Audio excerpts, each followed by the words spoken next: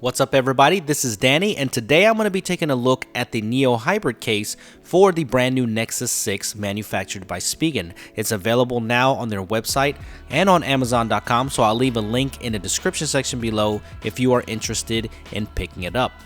If you've been following my channel at all, then you know that the Neo Hybrid cases are usually my go-to cases whenever I get a new phone because I like the way they fit and I like the way they're designed. So the unboxing experience is kind of boring, there's really nothing else that comes with it, but the Neo Hybrid cases always come in two parts. There is a bumper that's on the outside and a TPU inner layer that come together as one case to give you a nice rigid installation.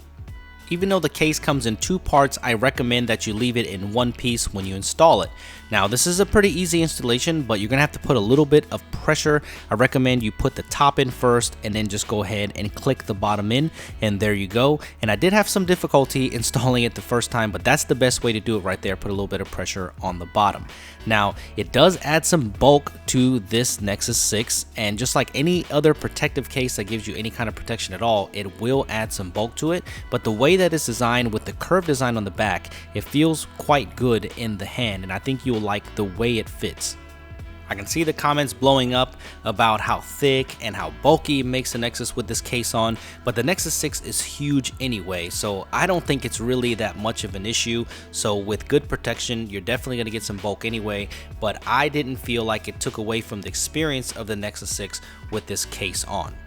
If you're worried about the tactility of the buttons on the Neo Hybrid, then don't be, because I think they're both tactile and responsive. Even though I think that the volume rockers are a little bit more tactile than the power button, I don't think you'll have any problems with it whatsoever.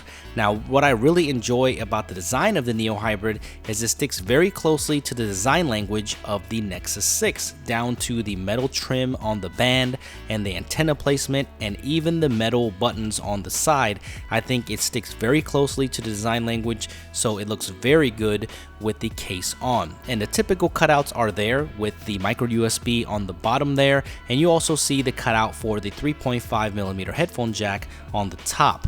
Now, it being a little bit thick does have an advantage, for it does have a nice recess for that Motorola logo and the camera, so it will protect them both if you were to put this down on any kind of surface.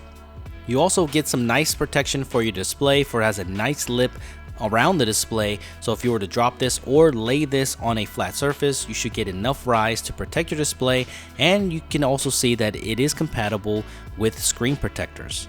So overall, if you're looking for a good protective case with a nice design, I think this is a great consideration. It fits really well, doesn't creak or anything or move around, and it is a very nice fit, and I think that the design is absolutely incredible and has a nice matte finish on the back. I guess the matte finish, the only problem is that it's probably going to get scratched up pretty well with prolonged use, but I love the way this feels in the hand. It does make it a little bit heavy, but I think it's one of the best protective cases out there right now with a nice design, so I would definitely check this out. So what do you guys think about this Neo Hybrid case? I think this is very typical of Neo Hybrid cases that's been out for other devices before.